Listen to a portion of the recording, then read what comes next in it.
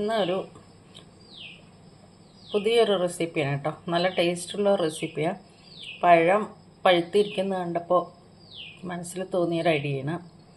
2 പഴം പുഴുങ്ങിയത്, കുറച്ച് കാഷ്യൂ നട്ട്സ്, കുറച്ച് ശർക്കര നോക്കിയപ്പോൾ ഇത്രയേ ഉള്ളൂ. അപ്പം ഞാൻ അതിലൊരു 2 സ്പൂൺ പഞ്ചസാരയും കൂടി ആഡ് ചെയ്യാമെന്ന് വിചാരിച്ചു. പിന്നെ കുറച്ച് തേങ്ങ ചിരകിയത്, ഒരു 4-5 ഏലക്കായ, 1 കപ്പ് ഗോതമ്പ് പൊടി. ഇത്രയും സാധനങ്ങളാണ് വേണ്ടത്. പിന്നെ ഒരു 1/4 സ്പൂണ് ചുക്ക് പൊടിയും കൂടി ചേർക്കും ഞാൻ. വേണമെങ്കിൽ ഇതിലെല്ലാം ചേർക്കാം, എള്ള് ചേർക്കാം. ഞാൻ ഒരു സ്പൂൺ എള്ളും കൂടി ചേർക്കാമെന്ന് വിചാരിച്ചിട്ടുണ്ട്. കുറച്ച് എള്ള് റോസ്റ്റ് ചെയ്ത് ചേർക്കാമെന്ന് വിചാരിച്ചു. കാരണം അതിൻ്റെ ടേസ്റ്റ് റോസ്റ്റ് ചെയ്യുമ്പോഴാണ് നല്ല ടേസ്റ്റ് വരിക. ശർക്കര പാനിയാക്കിയിട്ട് അരച്ചെടുക്കണം. കാരണം ചിലപ്പോൾ അതിൽ വല്ല കല്ലോ പൊടിയൊക്കെ ഉണ്ടെങ്കിൽ കഴിക്കുന്നതിൻ്റെ ഇടയിൽ അത് കടിച്ചു കഴിഞ്ഞാൽ വൃത്തികേടല്ലേ.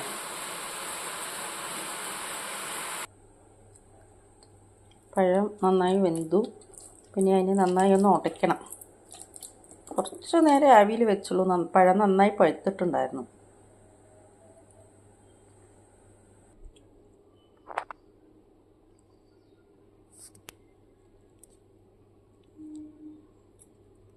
ഇതിൽ ഓരോന്നായിട്ട് ചേർക്കണം. തേങ്ങയും എള്ളും നട്ട്സ് എല്ലാം ചേർത്തു. ശർക്കര ഉരുക്കിയത് ഒഴിച്ചു. പിന്നെ കുറച്ച് ഏലക്കപ്പൊടിയും ചുക്കുപൊടിയും ചേർത്തു. ഇനി ഗോതമ്പ് പൊടിയും കൂടി ചേർത്ത് നന്നായി കുഴയ്ക്കണം.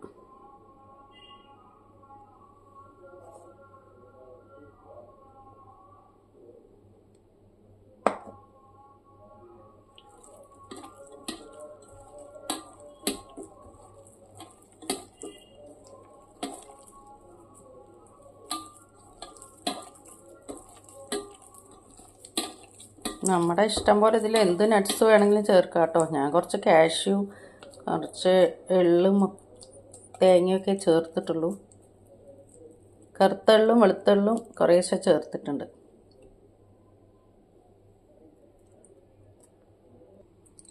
എല്ലാം നന്നായി കുഴച്ച് വെച്ചു. ഇനി ഇതിനെ ഒന്ന് അടുത്തത് ആവിയിൽ കയറ്റണം. കുറച്ച് കാഷ്യൂ ഒക്കെ വെച്ച് ഡെക്കറേറ്റ് ചെയ്തു. ഇനി ഇതിനെ ഇഡ്ഡലി പാത്രത്തിൽ ആവി കയറ്റിയെടുക്കാം. സ്റ്റീമറിൽ കയറ്റി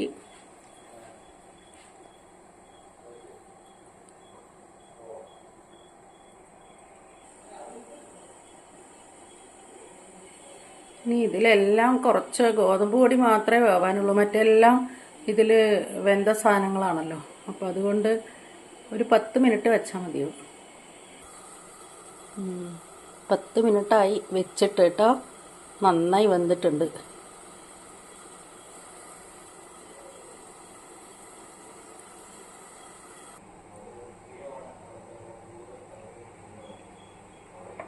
നല്ല അടിപൊളി ടേസ്റ്റ് ഉണ്ട്. നന്നായി തണുത്ത് കഴിഞ്ഞിട്ട് നമുക്ക് ഇഷ്ടമുള്ള പോലെ മുറിച്ചെടുത്ത് കഴിക്കാം.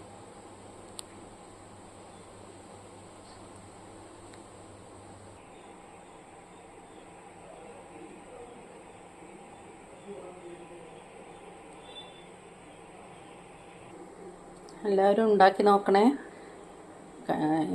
ഇഷ്ടമായ ലൈക്ക് ചെയ്യലും കമൻറ്റ് ചെയ്യലും. ഫേസ്ബുക്ക് പേജിലാണെങ്കിൽ ഫോളോ ചെയ്യണം.